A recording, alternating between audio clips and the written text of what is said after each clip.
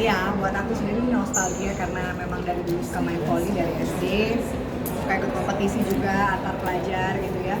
Jadi seneng, dan dari tadi pagi sebelum berangkat rasanya tuh udah mules-mules nggak jelas gitu. Karena kalau dia Darus kan lebih sering main bola, tanding, apa ya, aku udah lama banget nggak pernah tanding kayak gini. Jadi adrenalinnya terpacu sekali dan sebenarnya nggak pengen kalah. Ya.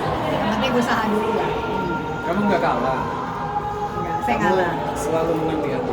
Waduh. Oke.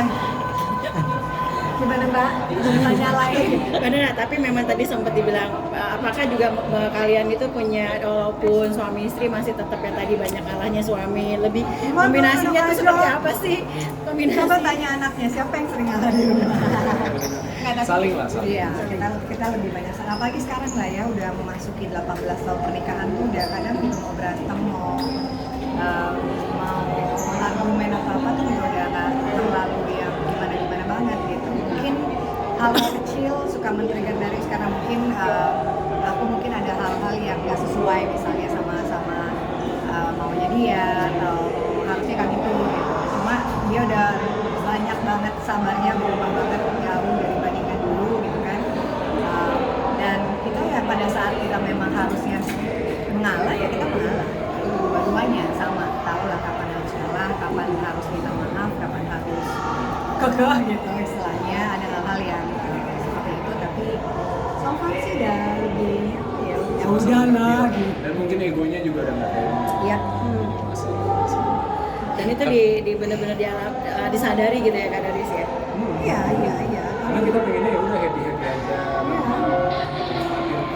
Momen sekecil apapun momennya gitu kan. Jadi ya harus sama-sama kan saling suka dan dia bersyukur banget bisa klik, bisa sama-sama punya kadar pengertian yang sama juga. Iya, itu penting sih.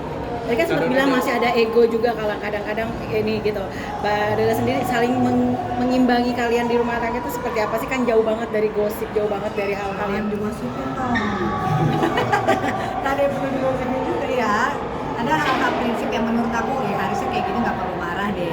Ngomongin aja. Cuma buat Darius nggak bisa, ini udah jadinya berulang-ulang. Mungkin aku kan orangnya lebih sworden, lebih kayak nggak fokus gitu ya. Kadang kayak misalnya nanya tuh bisa berkali-kali. Mungkin kalau dia lagi sabar, udah tadi kan udah nanya gitu. Tapi kalau dianya mungkin lagi banyak kerjaan, banyak yang dipikirin, hektik gitu, pasti itu mungkin jadi trigger sama Darius sebel sama aku. Tapi biasanya nggak, sekarang udah nggak pernah berantem lama atau apa gitu. Nggak berantem sebenarnya ya. Paling diem, nanti udah baikan lagi. Nggak ada yang bikin hal yang harus ribut apa itu sih. Lagi anak-anak juga gede, gitu kan kita lama-lama juga ntar tinggal berdua gitu ya. Akur lah ya. Kak Daris juga deket banget sama anak perempuan sampai tidur sampai pegangan tangan. Seberapa sih romantis sama anak perempuan nih? Kita dari dulu pengennya sama anak-anak itu bisa dekat terus. Semua dulu sambil nanti pengennya selalu bisa dekat jadi sahabat mereka, jadi teman mereka, jadi teman curhatnya mereka. Ini aku sama mereka seperti itu. Tapi memang kan fase pertumbuhan anak-anak tuh beda-beda ya, dari balita, terus mereka anak-anak, terus remaja gitu kan. Jadi dia fase tuh dinamikanya juga beda. Kebetulan di pra remajanya Sabrina mungkin dia sedikit menarik diri dan jauh dari aku sempat lumayan panik, terus banyak curhat dan ngobrol sama Dora juga gitu. Terus akhirnya ya pelan-pelan mungkin setahun-setengah lah coba untuk deketin, untuk memahami, untuk permisi gitu ya, supaya anaknya kenapa sih kok berubah gitu kan, kok beda sama papanya gitu. Dan tentunya di mungkin 6 bulan terakhir ini dia bisa ngebuka diri lagi sama aku dan bisa dekat lagi. Terus sekarang malah jadi seru banget ngobrol, cerita, dia nggak begini cerita. Bahkan sampai di kamar kita nggak turun-turun, pada besok pagi mesti sekolah kan, sampai aku cek tidur, kamu tidur sini aja gitu. Ya kalau buat aku sendiri juga senang banget lihat Darius, walaupun sesimpel apapun dia, tapi kalau buat anak-anak dia luar biasa.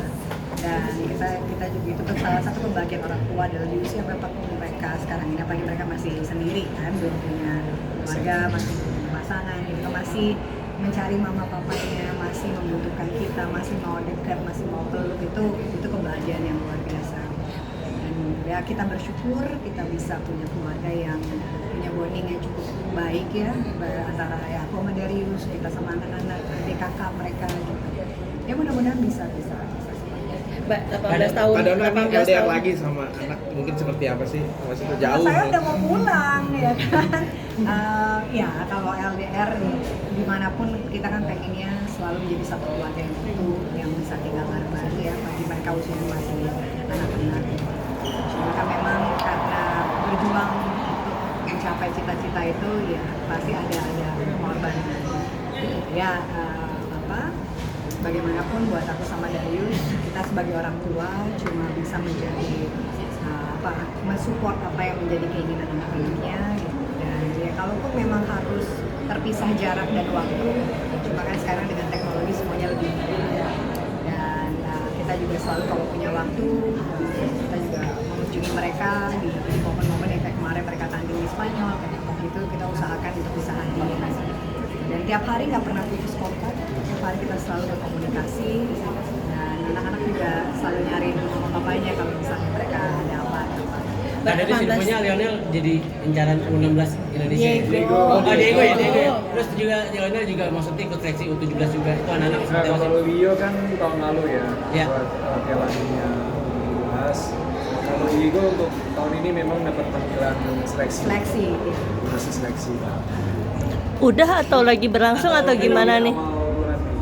Ya, Oh. seleksinya awal bulan Mei, minggu depan anak-anak kita pulangin. Aklimatisasi dulu di sini, penyesuaian sama cuaca, sama waktu jam tidurnya, karena kan beda ya. Jadi biar mereka punya waktu cukup buat persiapan nanti. Tapi memang mimpi kalian juga ngasih anak-anak bisa membela Indonesia gitu dalam hal sepak bola. Oh ya, mimpinya anak-anak juga, mereka eager banget, mereka pengen banget kalau bisa bela timnas, cuma ya aku selalu aku sama Nina kasih pemahaman ke mereka bahwa timnas itu pengabdian.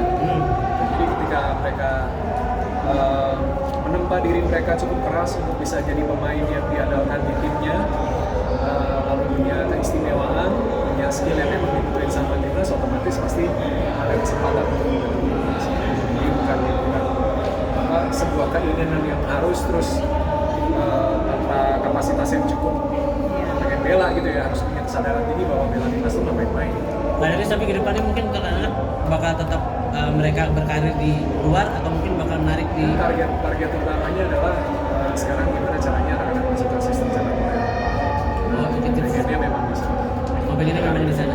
Pengennya bisa di sana. Tapi sempat nyari-nyari link untuk bisa anak-anak berkarir di sana nggak sih? Oh iya, Pastilah. pastilah. Networking itu juga. Mental anak-anak sendiri gimana dengan kalian berdua mempersiapkan dari artinya kan nggak gampang ya tadi masuk ke suatu klub bola gitu.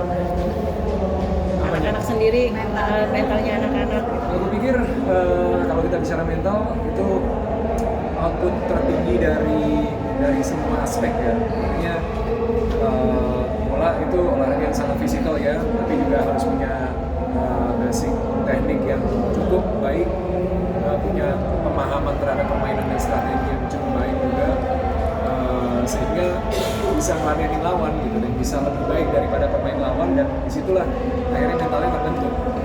Dan kita kalau bicara mental, tapi kalau nggak punya kemampuan akhirnya down juga kan gitu. Kita nggak bisa ngomongin pemain lawan, artinya ya emang kurang gitu, terus mau diapain gitu. Nah, kalau yang terbaik dan terbaik ketemu, nah mental yang berbicara nanti siapa yang paling kuat mental. 18 tahun pernikahan itu akhirnya itu ditunjukkan ke anak-anak juga akan pembuktian dengan kalian yang tetap harmonis memberikan itu.